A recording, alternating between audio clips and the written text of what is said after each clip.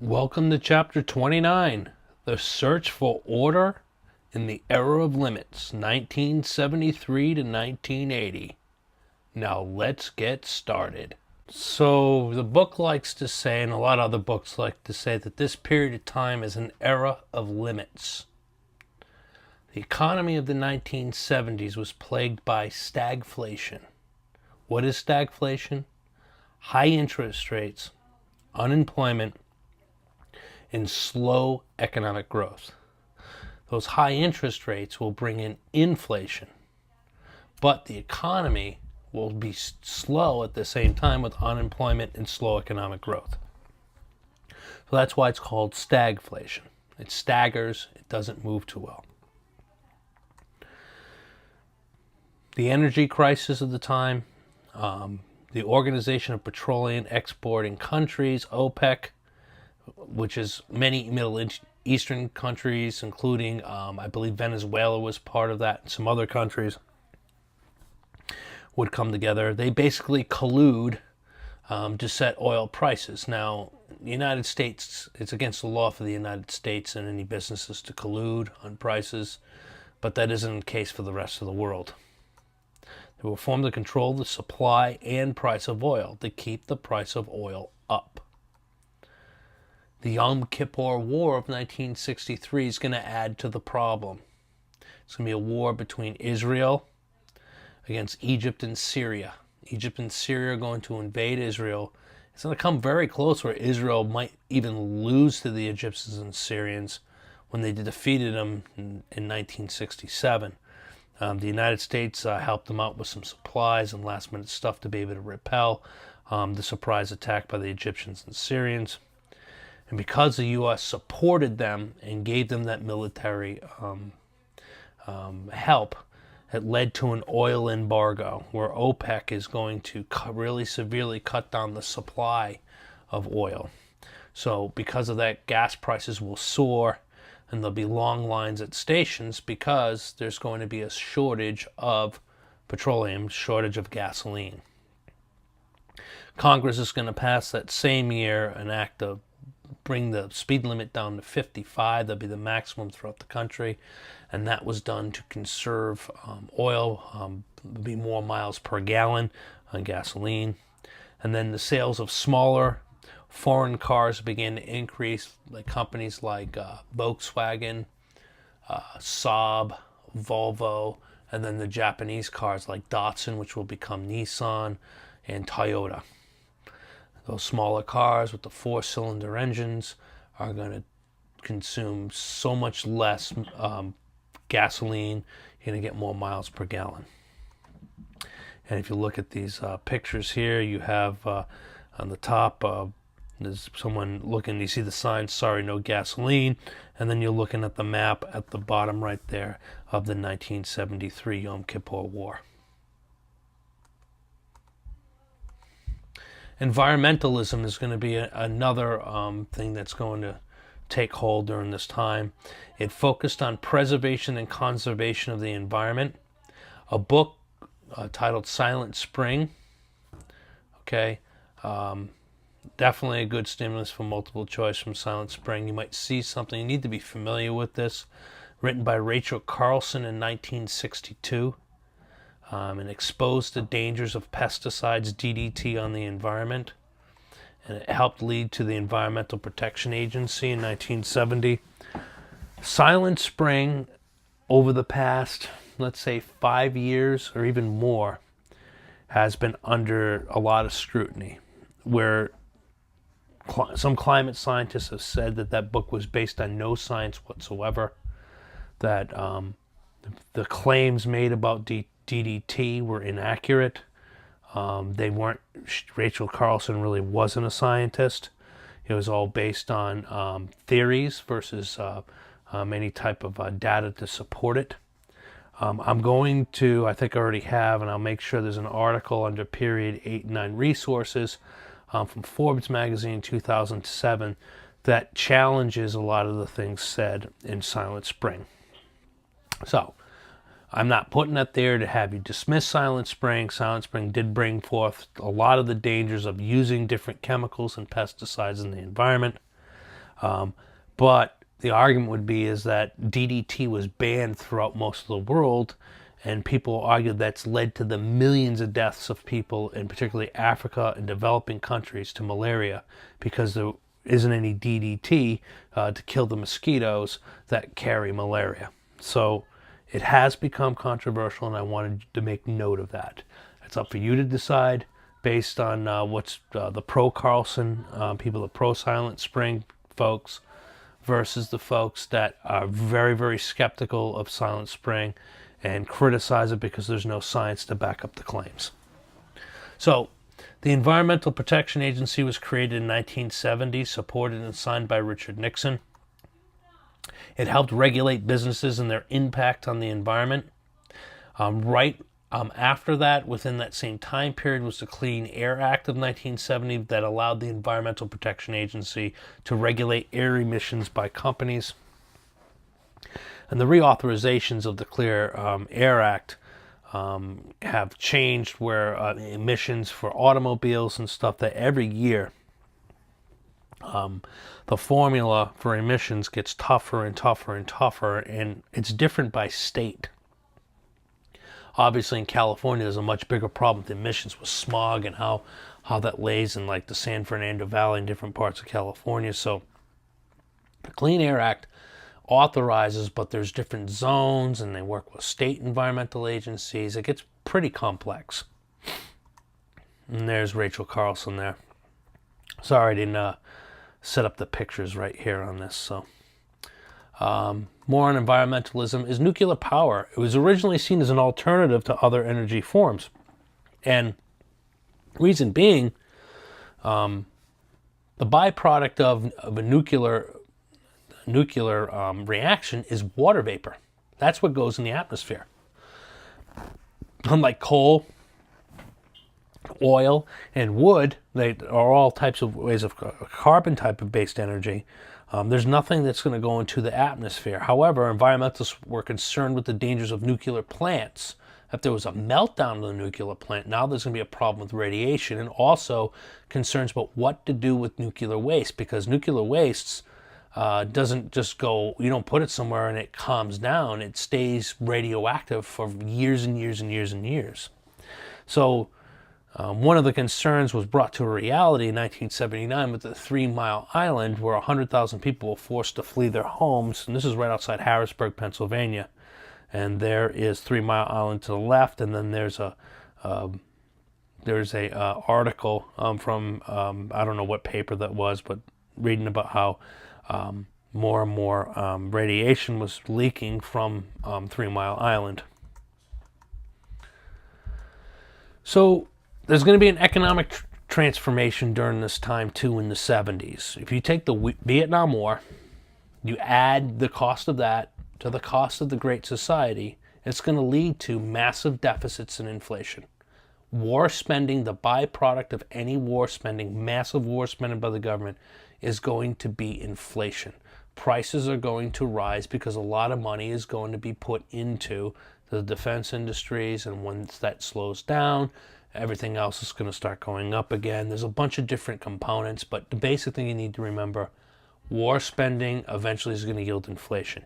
You add in the massive increase in domestic spending for the Great Society, for Medicaid, Medicare, the war, all the poverty programs, the education acts, you name it.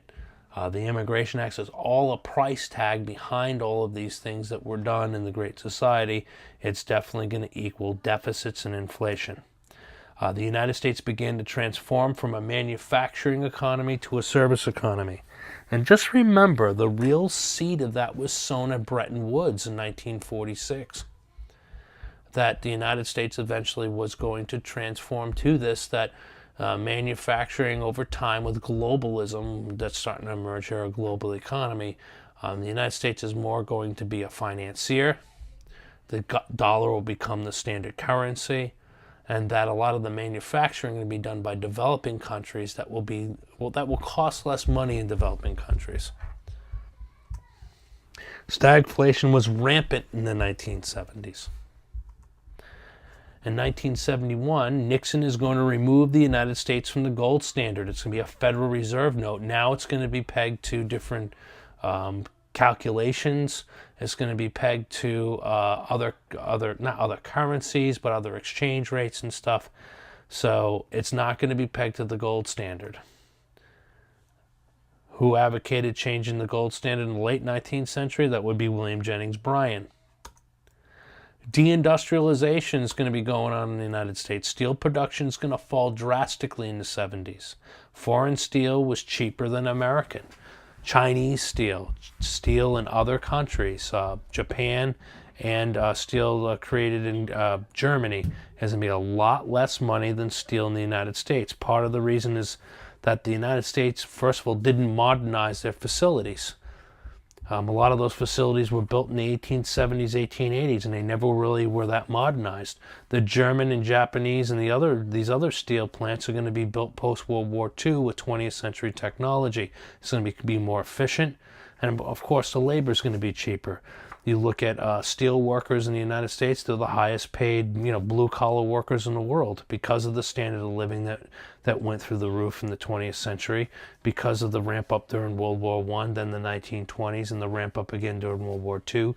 So, and the post-war boom, unions became really strong, union labor, so the cost per hour versus other countries, it's going to be very, very tough to compete with cheaper labor and newer technology. The Rust Belt is an area in the Northeast that saw a decline in industrial production. The Rust Belt more, you can look at Ohio, Pennsylvania, parts of Illinois, Indiana, upstate New York, a lot of the cities there, Michigan. You can even say some parts of the Northeast here is kinda, not really, a little bit different, but a lot of industry was lost here. Not steel or anything like that, but clothing, textiles, and the like. And like I already alluded to this, organized labor will be in decline. The loss of many industrial jobs hurt the labor market, and unions were focused on saving jobs as opposed to gaining higher wages. So now it's about saving jobs, not getting higher wages. Is a different tact. And usually when you're defending in an organization, you're going in decline because something else is in offense against you. Okay?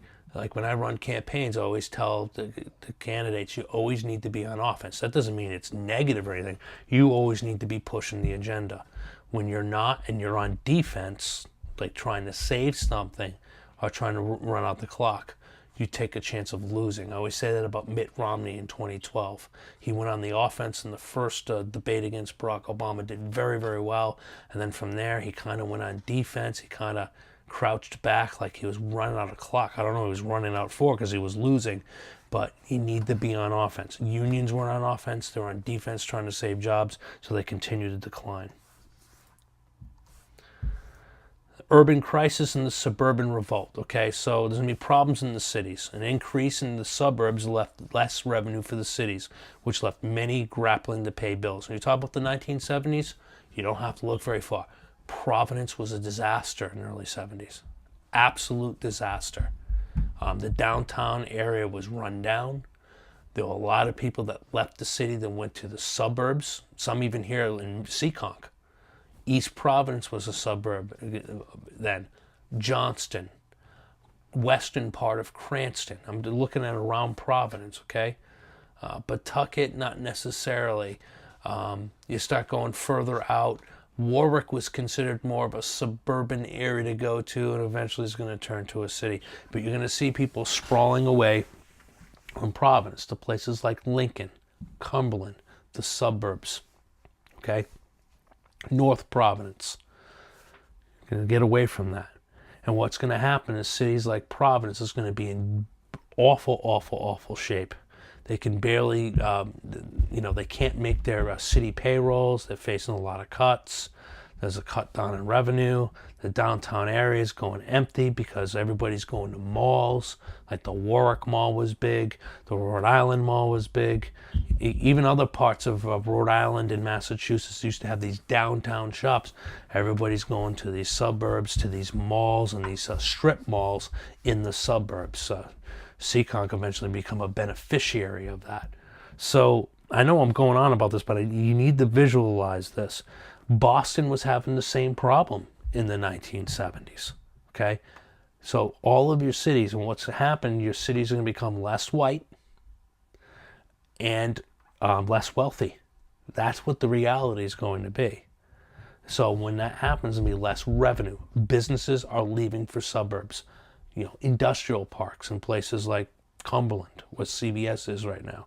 All these industrial parks. In a place like Taunton, there's a bunch of industrial parks in different towns, industrial areas. They're leaving the city and they're going to the suburbs.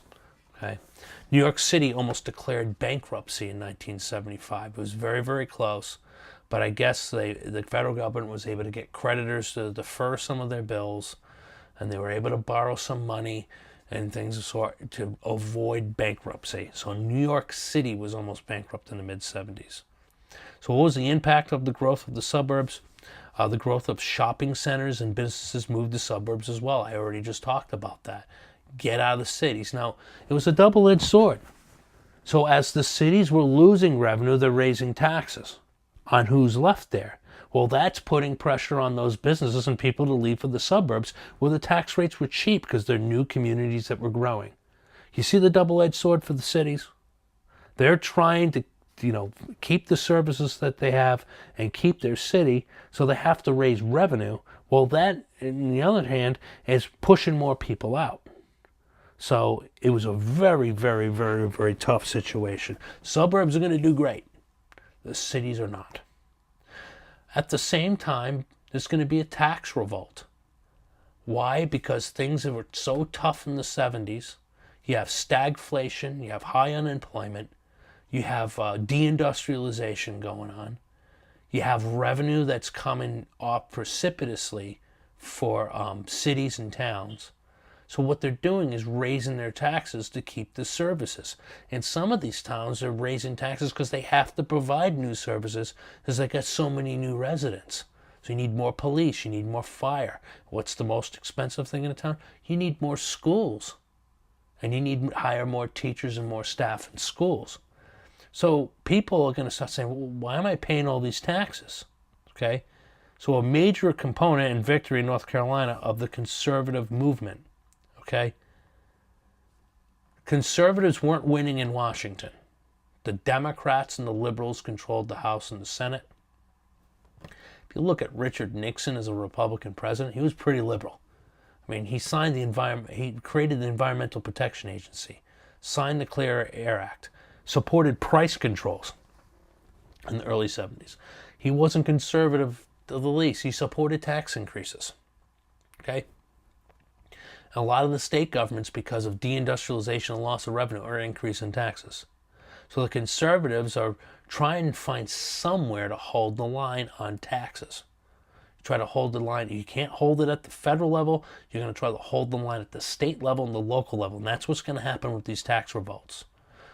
Conservatives are going to focus on state referendums, and they're going to focus on local referendums to be able to limit property taxes and limit taxation in general.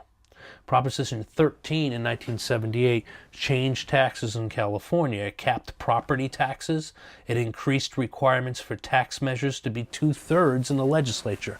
That means to increase taxes or any kind of taxes, okay, you needed a 2/3 vote in order to change tax measures. I think it goes both ways, either increasing or cutting taxes. Had to be 2/3 of a vote. Now, in 1980-81, the same thing's going to happen in Massachusetts. People emboldened by Proposition 13 in California are going to get together and they're going to propose what's called Proposition 2.5. The reason it's called 2.5 is two reasons. 2.5%. Okay?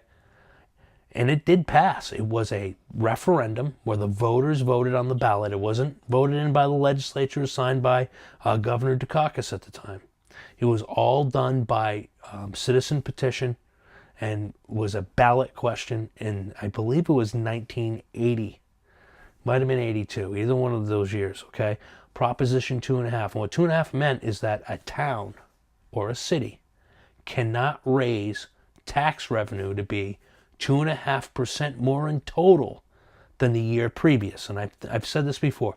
Suppose you taxed $100 million in the city this past year. The most you can collect in total taxes between businesses and properties for property tax, I mean individual, residential properties, what's 2.5 of that would be 102.5 million would be the most you'd be able to do this year. That's the total. Now how you divide that between business tax rates and town tax rates, that's up for your board of assessors and your selectmen to decide what that split's going to be. So that doesn't mean your taxes go up 2.5% every year. It might mean that taxes might go up 8% for businesses and nothing for everyone else in here, depending on how they split the tax rate.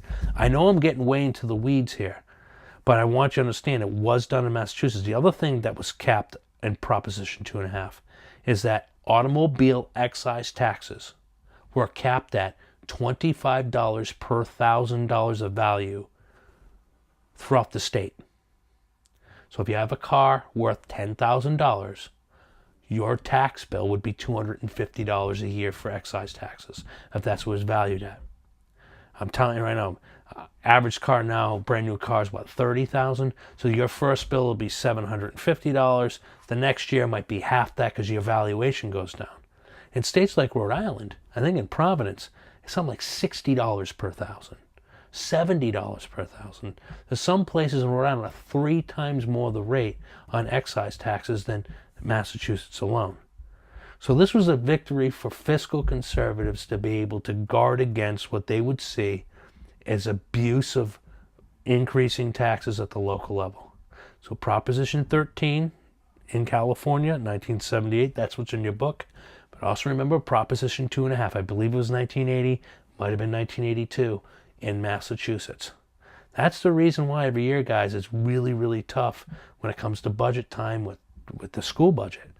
The town is capped on how much it can raise its taxes. The only way you can go over the 2.5 limit is if there's a town-wide vote and the voters vote to override Proposition 2.5. That has never, I'm talking about just to override the general budget amount. That's never happened in Seekonk. Every time it's been done, there's been a vote for an override. The no's have been more than the last time. Now, there's another kind of override you can do. It's called a debt exclusion. Remember the animal shelter? Well, you've seen that, and there's been others like the senior center a couple years ago. That was for debt exclusions. That means you're only going to override taxes until it's paid off. Then it's going to go back to where it was. Okay?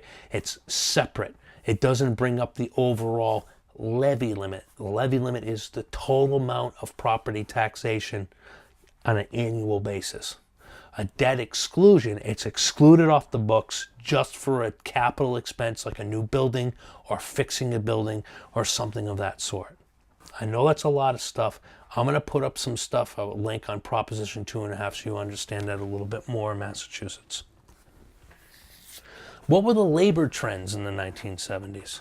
A large number of low-wage earners and high-wage earners at the top. What was decreasing was the middle. So a lot of people that used to be middle-wage earners are either going up to the top, fewer of that, but more going to low-wage earners.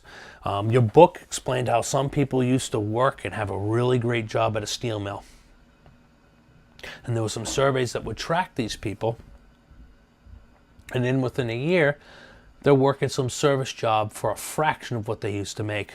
They're still working, they're still in their community, but they're making a lot less than what they used to. And that's what happened. Steel jobs, these manufacturing jobs left or went overseas. Or the steel mills closed up because of competition, foreign competition. What happened was these people are stuck in these rusted out cities and they're working service job, they're working a restaurant, they're flipping burgers, they're doing whatever they need to do. They're working at the lumber yard or whatever, but they're not making the money they used to. Okay, so that's the labor trends in the 70s. So politics in flux from 1973 to 1980, and it very much is in flux because the political environment, in my opinion, and I think you can look at this, is going to become toxic. And it's going to stay toxic to this day, okay? It's because of Watergate and the fall of a president. The media is going to become much more activist, much more kind of gotcha kind of media that we see today, because the media is going to be able to expose and take down a president, okay? So on June 17th of 1972, there was a break-in at the Democratic National Headquarters at the Watergate Complex. The Watergate Complex was a big place and hotel, yes, but then there was office space. The Democratic National Headquarters was in that Watergate Complex. Few people broke in and tried to put bugs in there and all kinds of stuff and get information and everything else, okay? And let me tell you something. The political parties have been doing stuff, dirty tricks against each other since there were two political parties. You can trust me on that. I'm not saying it's right, but it's been going on for a long time, okay? So we'll watch how this progresses. The architects of the plan worked for Richard Nixon's Committee to Re-elect the President. Of course, the acronym is CREEP. Yeah, okay, great. All right, so Nixon was a paranoid individual. We find this out through this whole Watergate investigation. He was so paranoid about his re-election. Mind you, he won a 49-state landslide. I just want to let you know that. He won every state but Massachusetts in 1972. But he was so paranoid about his re-election because he didn't have a good relationship with the press, which the press has become more and more liberal, more and more favorable to Democrats since John F. Kennedy was elected in 1960. That's true. And he was very, very, very skeptical of members of Congress and Democrats and even people in his own party. He didn't trust anybody. And he was paranoid about his prospects in 72. For example, he had campaign buttons made in every language known in the world. Yiddish, you name it. He had Nixon pins made in every language. Everybody thinks, oh, I got a Nixon pin from 72. They're worth nothing because there were so many of them were made, and so many. It was just unbelievable overglut of those things. Okay, so Nixon, you could say, set an environment to really be aggressive in the re-election campaign. Now, I'm sure he didn't know about people breaking in and going to put bugs in there, but still, okay? What Nixon did, his real problem was, it wasn't that these clowns broke in, okay? They broke in, they take the hit, they go to jail. And again, parties have been doing dirty tricks against each other for years. So look, if you have people in the campaign doing dirty tricks, you get caught, you get prosecuted, fine. Well, Nixon tries to obstruct the investigation. That's the problem. Using the power of his office to obstruct the investigation. You have Woodward and Bernstein, these two reporters here at the Washington Post, that's the photograph on the right, helped blow the top off the scandal. They were able to get some people to talk to them, secretly, and they were able to point that all this stuff was coming from the White House. And they exposed it. On August 9th of 1974, Nixon became the first president to resign. Now, why did he resign? Because he was going to get impeached by the House. And then when he took a poll he had Senator Goldwater, of all people, go do an informal poll of how many people would not support his conviction in the Senate. This was just an informal poll. He said he had 2 senators that wouldn't convict him. So Nixon was toast. He had to resign because he would have been impeached and then removed from office anyways. So instead of going through that, he resigned. Now, what led up to this? This is 1972. It wasn't until 73 have what's the Watergate hearings, or on TV, of these committees of Congress taking testimony from people within the Nixon administration. You had people that, you had a special prosecutor. Nixon, fired his attorney generals because they wouldn't, fire the special investigators. I mean, Nixon was doing all kinds of things to try to obstruct the investigation on multiple levels. But what got Nixon And what really got him is that he was so paranoid, he taped all of his conversations with everybody. Now, Lyndon Johnson kind of did that, but not as much as Nixon. Every conversation that this guy had in the Oval Office and around, he had taped. Well, the committee, the congressional committee looking at that, found out about those tapes and testimony. They subpoenaed him. He tried to say executive privilege. He didn't have to. Finally, the courts forced those tapes to be brought to the congressional investigators, and there they were able to find all the information they needed to know to show that Nixon was obstructing the investigation from day one. And that would have gotten him impeached and removed from office. So instead of that, he resigned on August 9th of 1974. And so Nixon becomes the first president to resign from office. Again, clearly, he was not impeached because he resigned before it could happen. Impeaching is an indictment by Congress of charges of high crimes and misdemeanors. Then you go to trial in the Senate, presided over by the Supreme, Chief Justice of the Supreme Court. None of that happened. Gerald Ford was Nixon's VP, became president, and granted Nixon a pardon about a month after he got into office. Okay, it was extremely controversial. This infuriated many Americans and helped lead to more distrust of government. But if you look at it today, Ford did the right thing. Nixon left office in disgrace. And because of that, okay, he wasn't ever going to have any kind of stature or career of anything ever again. For him to be put into federal courts and charged in the civilian courts of all this stuff, which was basically a cover-up of a two-bit burglary, Gerald Ford determined that the nightmare for the country had to end. And he did say this long nightmare is over. He gives a full pardon to Richard Nixon so the country can move on. Now, the Democrats at the time capitalize on this. They're going to take the House and Senate big time in the 1974 midterms. These Watergate babies we'll talk about in a minute.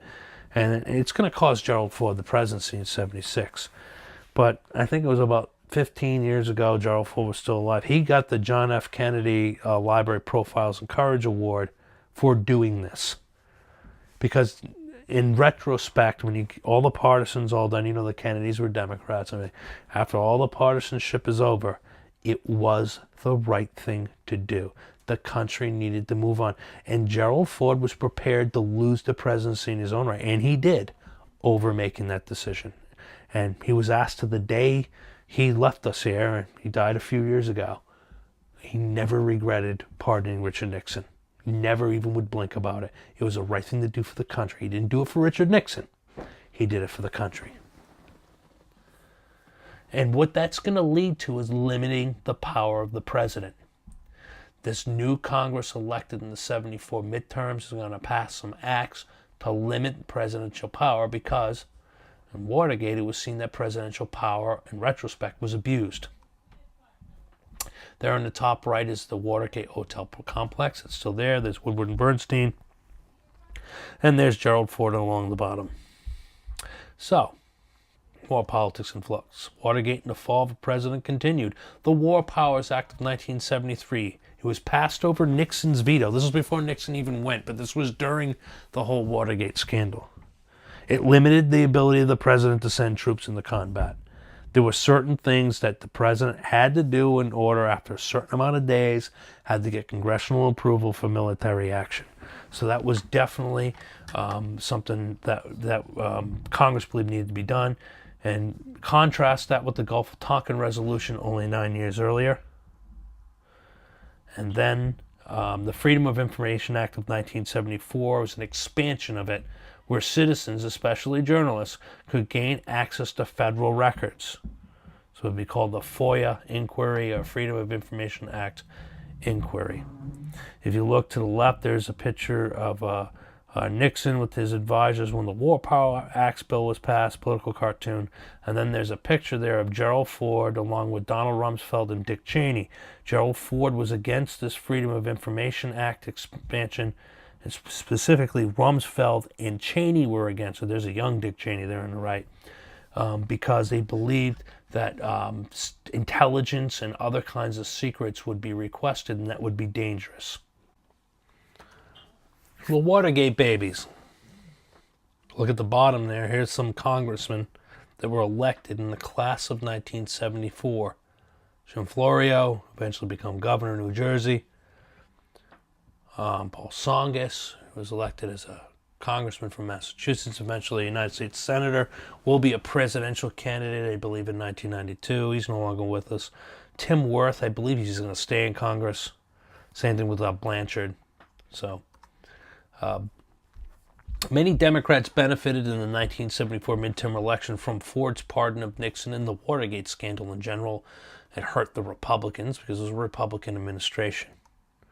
These elected officials helped reform politics and bring greater transparency.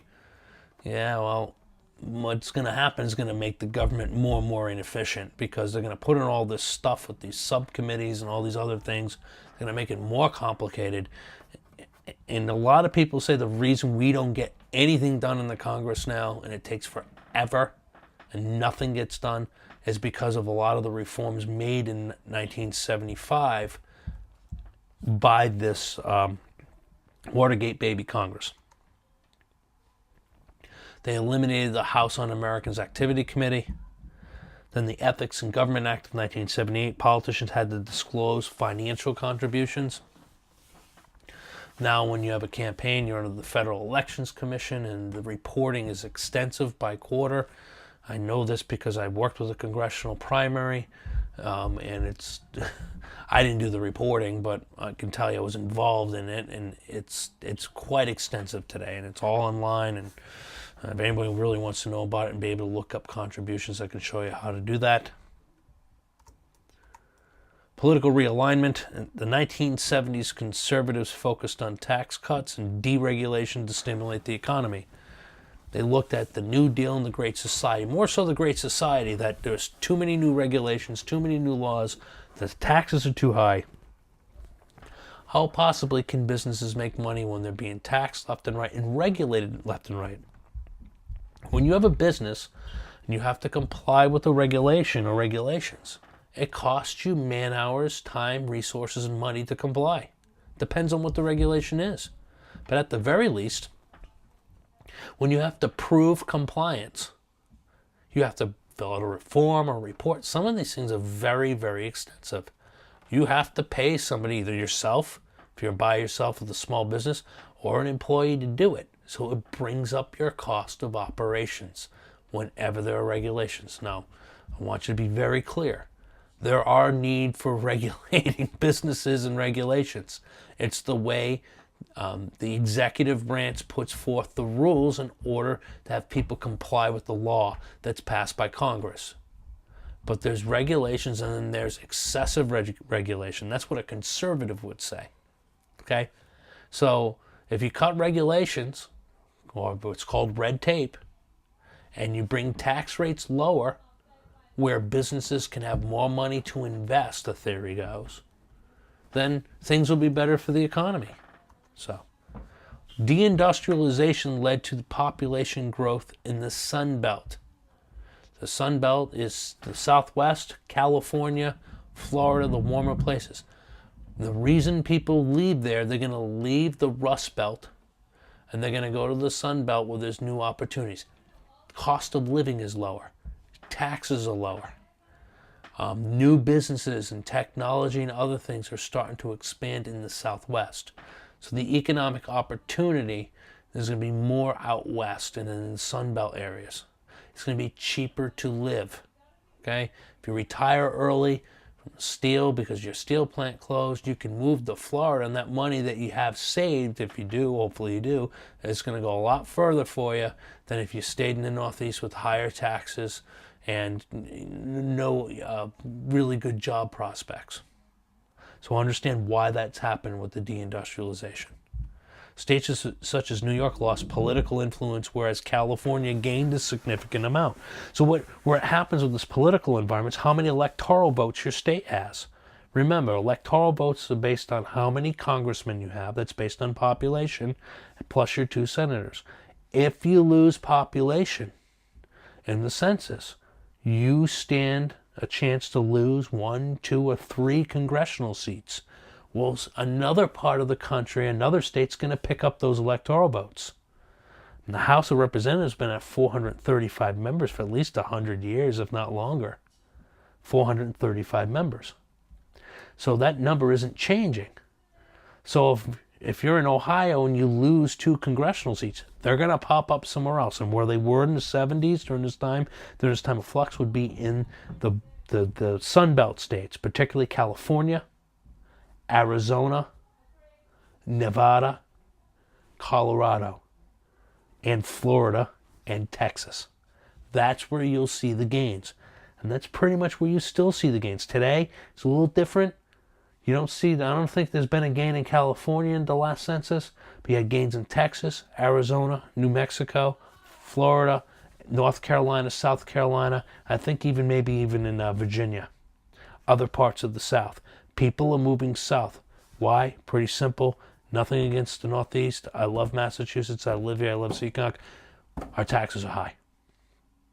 And people say, you know what? I'll go live somewhere where it's warmer and it's a lot less to live. And that's what people do. It's called voting with your feet. You're not going to change taxes in Massachusetts, really. It's a liberal state. I don't remember the last time there was ever a tax cut in Massachusetts at the state level. I don't remember one. I know they cut fees when Bill Weld was governor, but actual cutting of taxes? I mean, our legislature voted in 2000 to roll back the income tax to 5%. It took the legislature, still hasn't happened, 17 years to do that. So. And there's the Sunbelt there. If you look at that graphic there, those are the areas. Carolinas, Georgia, Deep South, Louisiana, Texas, New Mexico, Arizona, parts of Nevada, California. More so, well, I say Northern California too. Jimmy Carter, the outsider as president. As governor of Georgia, Carter campaigned as a Washington outsider. He was a one-term governor of Georgia, before that, I believe, a state senator, state representative. He runs for president. He wins the Democratic nomination. He was the perfect candidate for the time. The whole inside game was Watergate in 1974 and Nixon. Somebody coming completely new out of the outside was just what the Democrats needed to get someone to win the White House. He's going to pick Senator Walter Mondale. That's the Time magazine cover in the middle, where it says the Democrats reborn. Okay. He was not associated with the scandals and politics of Washington, D.C., and much of the Carter administration was plagued by stagflation. It was plagued by some other problems, too, that we'll get into here. Okay? But Jimmy Carter ran against the whole system, the scandals. He's also going to be the first evangelical Christian elected president. Evangelicals, still in 1976, mostly voted Democrat in the South. That's going to change in 4 years. Radically change. So you have civil rights in this new era. You have affirmative action sought to combat racial discrimination by taking into account minority groups. It was advocated by John F. Kennedy and Lyndon Baines Johnson administrations, where government contractors, that means federal government contractors, were encouraged to recruit racial minorities for jobs. So if you're doing business with the government, you just don't want to hire white folks. You have Bach versus the University of California in 1978. The Supreme Court upheld the idea of affirmative action, but rejected a quota system for minorities. What's a quota system? Okay, you're doing business with the federal government. If quotas are set, if in the area 11% of the population is African American. The theory is with quotas is that 11% of your workforce should be African American, at the least. 2% Asian, 2% of your workforce should be Asian. That's what affirmative action with quotas. Okay? Affirmative action is you're going to try to encourage and recruit racial minorities. That's affirmative action. But when you add quotas to it, now you're going to start saying, okay, the percentage of your workforce needs to be the percentage of, race or racial makeup of the area that you're in. Obviously, if you're in Utah, you're not going to be looking for 11% African American because that's not the racial makeup of Utah. So the racial makeup has to be within the census data of that area of what percentage of what would be of different racial makeup. White, African American, Latino, Asian, and Native American. The problem with Bach wanted to get into a medical school, and he was rejected because of affirmative action quotas where they were going to take African Americans, or was it Latinos, I'm not too sure, but take another race to be able to fulfill affirmative action quotas. Well, he sued the University of California over that, and he won, proving that this is not fair, that quotas are reverse discrimination, that you're discriminating against Mr. Baki, or Bach, whatever how it's pronounced, it might be Baki, because he was white and didn't fit that quota system. So people that oppose quotas and affirmative action will call that quota system reverse discrimination. Women's movement and gay rights at the time, women's activism, women's groups made significant gains in the 1970s. Universities such as Yale became co-educational. My alma mater in the early 70s, Providence College, became co-ed. It was an all-men college, Catholic college under the Dominican order. Hey, I'm not even Catholic, but it was all men. In the early 70s, it went co-ed. Assumption College around the same time in Worcester was an all-male Catholic college, went co-ed. A lot of schools in this area went, these traditionally Catholic private colleges and stuff, and Brown at one time was all-male. That went co-ed also. New clinics and rape centers were established around the United States. Before, it's like, oh, rape, okay, yeah, I guess that happens, whatever. Well, there's going to be more services to be able to assist women when it comes to a problem like rape. Unfortunately, that happens. Like any other crimes, rape is a crime, and it's specifically a crime against women for the most part. Okay, so new clinics are going to be serving the needs for women, particularly women that are in oppressive situations. The Equal Rights Amendment is going to pop up in the 70s. This is the original ERA amendment of Alice Paul in 1923. Finally, it's going to get passed by the House and Senate for an amendment to the Constitution in the early 70s. It passed both houses of Congress in 1972, 49 years after it was introduced by Alice Paul. The House and Senate will get the 2/3 to propose it. Now it needs 38 states. Well, a woman named Phyllis Schlafly, who just died, I believe this year, not too long ago. She might have died late last year. One of the last things that she did was endorse Donald Trump for president. She was probably in the late 80s or early 90s when she passed. She sought to stop the ERA. She advocated traditional roles for women, feared that the amendment would lead to unisex bathrooms and women's being drafted into the military, and other things that she said that, women will be expected to do things that maybe they shouldn't be doing, that they could have a reverse effect on women. That she believed that there was a difference between men and women, and there's different roles for men and women. She was afraid that whole unisex idea will take away or erase the natural differences from a legal standpoint or a cultural standpoint for men and women in the United States. You can disagree with her, but that's what, and she had support because they were able to stop The ERA was never ratified. It fell 3 states shy. They got 35. They needed 38. They couldn't get the 3. You only have a certain amount of time to get ratification. And it's usually within the overall proposal how much time. I think it might have had 5 years, 6 years, something of that sort to try to get it ratified. So it failed. And then there's a stop the RAL logo, and those are the states there that voted no. There were 12 of them. I think it's the green ones. There were some that voted no, and others that was a 1, 2, 3, 4, 5, 6, 7, 8, 9, 10, 11, 12, 13, 14, 15, 16. The blue ones took a while. The green ones voted no right away. The ones that were left were Virginia, Utah, New Mexico. I think that's what those colors mean. The red ones are the ones that voted for. Here, all of New England voted for the Equal Rights Amendment.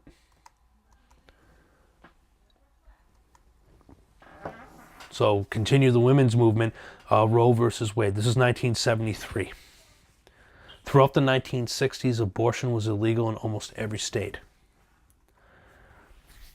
Now, what's going to pave the way for the Roe versus Wade decision is going to be Griswold versus Connecticut. You need to know this. Anytime there's mention of Supreme Court cases, I'm actually going to publish a list of the ones you should know with a summary and be able to know these for the exam. Griswold versus Connecticut in 1965, the Supreme Court struck down a law forbidding contraceptives, established the idea of right to privacy of married couples. That with that right to privacy, couples had the right to use contraceptives. What are contraceptives? Birth control. Could be condoms, other kinds of things. Okay? So that's Griswold versus Connecticut. So this whole right to privacy idea, that's why that's in quotations. This is important because Roe versus Wade is going to be built off of the Griswold versus Connecticut decision. Roe versus Wade in 1973 struck down a Texas law and declared abortion legal within the first trimester of a pregnancy. Almost said presidency. And the other 2 trimesters is up to the states to decide if they're going to restrict it or not.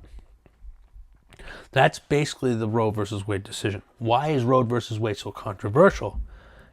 It has no basis of law.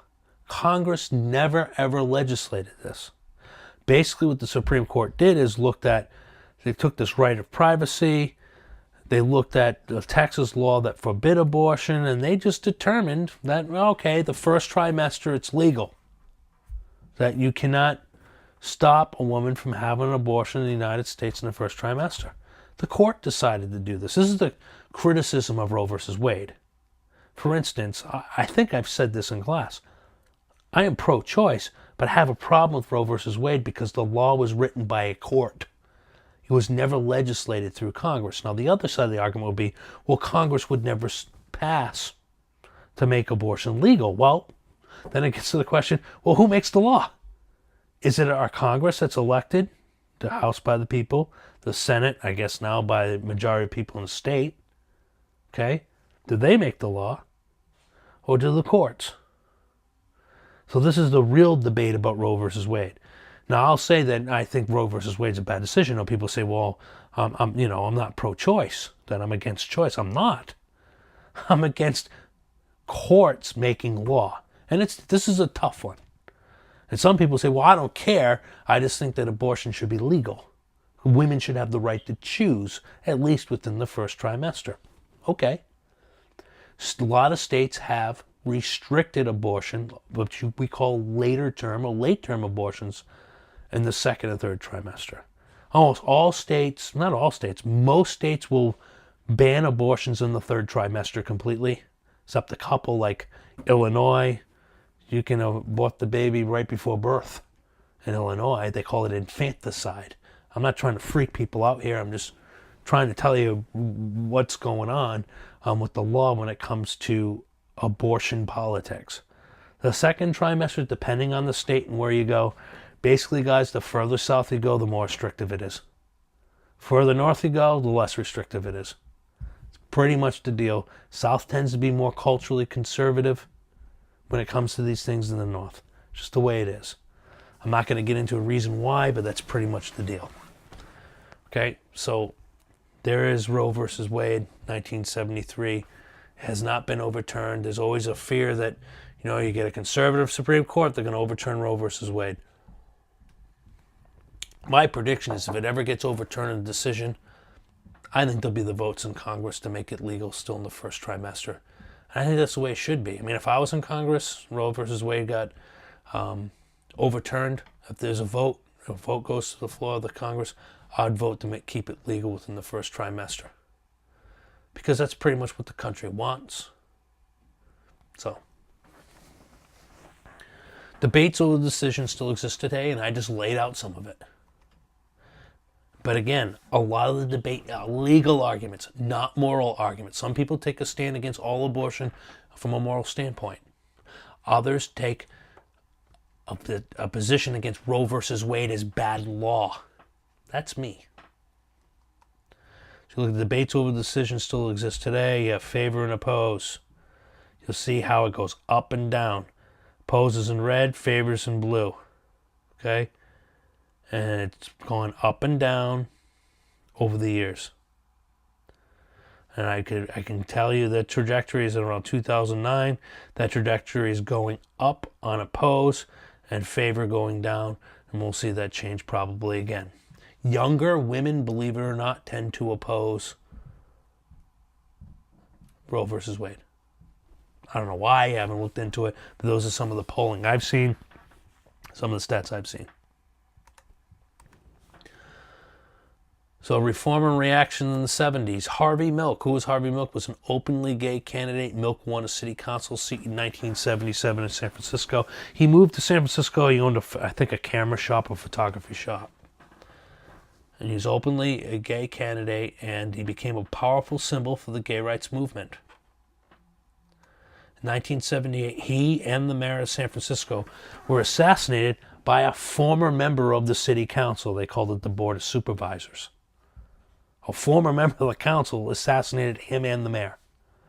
I mean, it's absolutely insane. There's a film called Milk, starring, I think, Sean Penn. I think it was Sean Penn that played Harvey Milk. I haven't seen the film, but I've been told it's really good. So, definitely some inroads for openly gay candidates today. I mean, openly gay candidates, not just Democrats, Republicans too. The mayor of Attleboro is openly gay and married Mayor Kevin Dumas, and he's a Republican. Former lieutenant governor candidate from Massachusetts, a Republican, Richard Tisay, who's a state senator, openly gay. Ran for Congress too and did pretty well. I think it was in 2014. He didn't win, but he came pretty close. So there's a lot more openly gay candidates. Our Attorney General Maura Healey in Massachusetts is the first openly gay woman to be elected statewide. I think it might even be the most openly gay person to be elected statewide, if I'm not mistaken. Okay, Massachusetts had gay congressman Barney Frank that used to represent this area, and then on the Cape, Gary Studs. So definitely our Senate president in the state of Massachusetts, Stanley Rosenberg, is openly gay. So it's definitely now accepted, but in the 1970s, this was all new territory here. A lot of gay candidates kept it quiet. I hate the term, but they left it in the closet.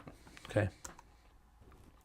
So after the Warren Court, Nixon appointed 4 new justices to the Supreme Court, including Chief Justice Warren Burger.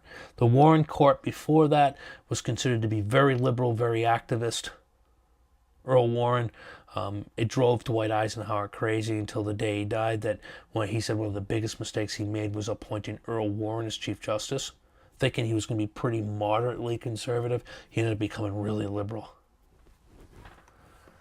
Nixon and supporters hoped the court would be more conservative than its predecessor, the Warren Court, but in many ways, the Burger Court upheld ideas and precedents of the Warren Court. For example, Roe versus Wade used the right to privacy idea of the Warren Court. One of the things conservatives today are always concerned about and always keeping an eye on is when they appoint Supreme Court justices. And the question is, are they going to, quote, evolve, unquote? In other words, they are picked for being conservative jurists. That means more strict constitutionalists, not activist types that they're all about the law. But then they get in there for a while and they end up evolving and they become much more liberal and become much more activist in their judgeships.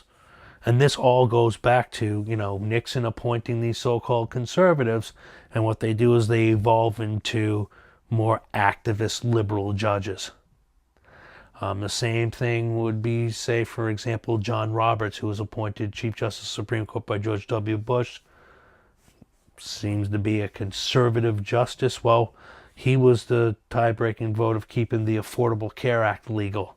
Seemed to be someone that now is not really a constitutionalist or, again, lack of a better term, conservative jurist. So this has been a problem for conservatives. It would be a problem if you're a liberal for some time here. That, the courts are getting more and more liberal because they don't have any, let's just say, any political pressures. Once they get in there, they change. What are you going to do to them? You're going to impeach them over it?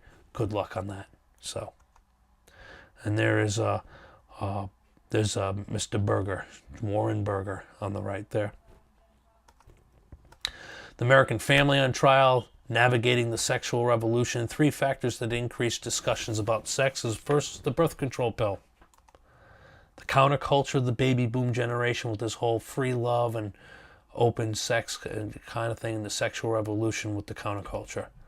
Feminism influence, that gender roles need to be looked at differently, that traditional gender roles are oppressive and not helpful to women. Women's rights focused on a revolution in sexual values, not just behavior. Sex and popular culture, books, movies, and TV shows increasingly focused on sex in the 1970s. And the role of women. Okay? Some of the movies the TV shows was Laverne and Shirley, where you have 2 young women working in a factory, blue collar. You had Three's Company, where you had a bachelor living with 2 other women, and it was that was John Ritter who was in that, more sexual innuendo and that stuff. There was just a lot more focusing on sex in the 70s. Now it's just, in my opinion, out of control. So, whatever that's worth. Middle class marriage, a new therapy industry emerged that focused on counseling married couples. If you think about it, the pressures of the modern world, where both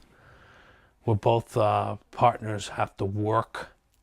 A lot of the pressures on marriages and relationships have to do with money and money pressures and stress with that. So the therapy industry too, I guess it's helpful. I'll knock on wood. My marriage has been pretty strong, and haven't had to go to any therapy. Nothing against it, but it definitely emerged and focused on married couples to keep them together. A lot of these therapy groups were made up of churches and secular groups. So churches would have marriage counseling.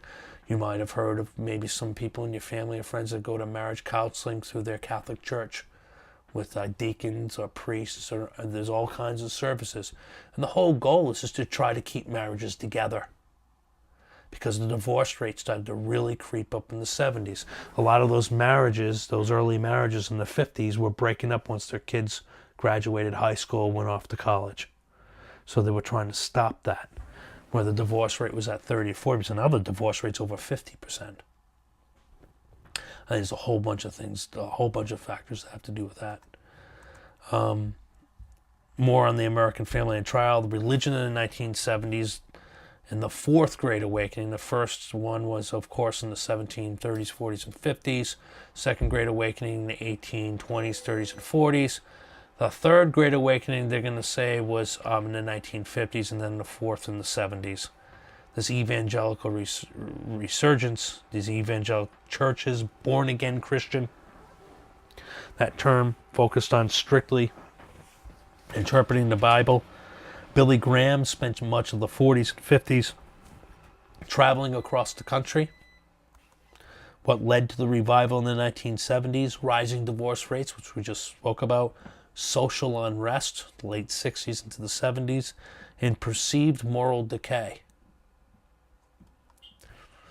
Religion and the family, evangelicals focused on the nuclear family. That would be, mommy, daddy, and children.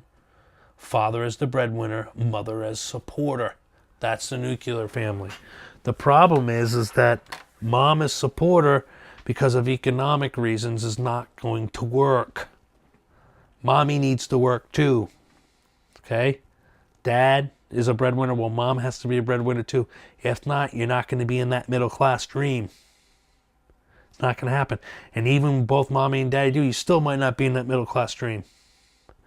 A lot of reasons for it. We expect a lot in our standard of living. And I've been arguing our taxes are high. Now, I'm not saying they're too high. Maybe that's what we want. As a society, we want higher taxes and more services from government. Okay. But that means you need more income because more of it's being taken in the form of taxation. So at the end of the day, it's what you have in your pocket at the end of the day or after you get your paycheck. Is it paying the bills? Is it paying the mortgage? Is it paying your utilities? Can you buy food? Can you pay for your 2 cars? Can you pay for your kids' auto insurance? Can you pay for your kids' baseball league and dance lessons and everything else? That's what it comes down to. So this whole nuclear family where dad is a breadwinner, mother's a supporter, that would be wonderful. Even better if mom was the breadwinner and I was the supporter. That would work for me. So, evangelicals were alarmed with sex education, abortion, and higher divorce rates. They didn't think it was appropriate for sex education to be delivered in schools. And, I don't know. I would at first never wanted to be that teacher to ever give those classes. No, thank you. But I'm kind of torn on that. It depends on what you're teaching and how you're teaching it. Are there some schools that probably go way, way, way, way too far? And the whole sex education things where it's not appropriate? I would say yes. And that's where, church groups and those that consider to be moral, take moral stands, that's what they're going to focus on. That's not appropriate. So, I don't know. I don't want to really get into it, but the evangelicals were alarmed by all this stuff. Why are we talking about this stuff? These are taboos. You don't talk about sex, abortion, excuse me. Again, from the standpoint of an evangelical or somebody of that belief structure. And then again, divorce rates. It's taken away this whole moral idea of a nuclear family. And then there's a pic I have of Billy Graham. I like that with the fist pump going on there. I don't know what that's about. I guess he's getting into his sermon. If you ever see any video of Billy Graham, man, he's just a phenomenal speaker. Regardless if you believe what he's saying or not, the man was definitely engaging, a phenomenal speaker that commanded attention. And that's why I believe he did so well. And I could give him credit for his message for the time. But if you watch him speak, you'll see why he was so influential and so popular. So a quick recap, OPEC and the oil crisis of 1973. Rachel Carlson in Silent Spring. Again, I'm going to have an article from Forbes in 2012 that has a different viewpoint of Rachel Carlson in Silent Spring. The Environmental Protection Agency, stagflation, deindustrialization, Watergate, Nixon's resignation, and Ford's pardon of Nixon. Extremely important and about the trust of government. Combine that with the Vietnam War, okay? People's trust in government is going to be severely eroded in the 70s. So that whole period of 73 to 80 is going to be this cynicism about government, about Washington, being an insider, that you can't trust what the government tells you, like the Pentagon Papers and all the things that went on where it looked like the government was lying about what was going on in the Vietnam War. And the same thing with Watergate, where Nixon, as your president, I'll never do this and that, and you can find out that he was orchestrating this long-term cover-up. Jimmy Carter is this Washington outsider who's going to capitalize that in 76. The problem is with Carter, and we'll see in the next section, he just didn't do a good job. And he had an attitude. He wouldn't work with members of his own party, saying, you guys are, dirty Washington. I'm not going to listen to you. Well, that's going to be a huge mistake because his own party is going to roll him right out of there. Bakke, I guess that's pronounced, versus the University of California, where court will say that these quotas, these affirmative action quotas, are not legal. The Equal Rights Amendment and Phyllis Schlafly, Roe versus Wade, okay, of 1973. It is a Supreme Court decision that legalizes abortion. It was a Supreme Court decision, not an act of Congress. Harvey Milk, and openly gay officials and elected officials, reasons for the rise of evangelicalism.